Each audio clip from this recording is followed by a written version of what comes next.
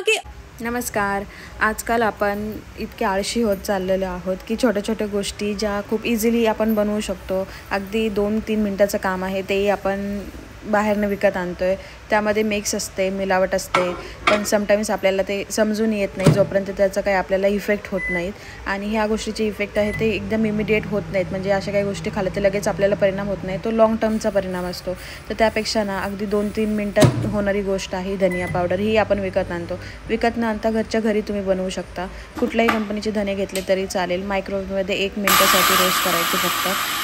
1 मिनिटाने परत एकदा त्याला परतायचं आणि परत 1 मिनिटासाठी करायचं. एवढे छान भाजले जातात, पूर्ण घरभर त्याचा वास मस्त सुवास येतो.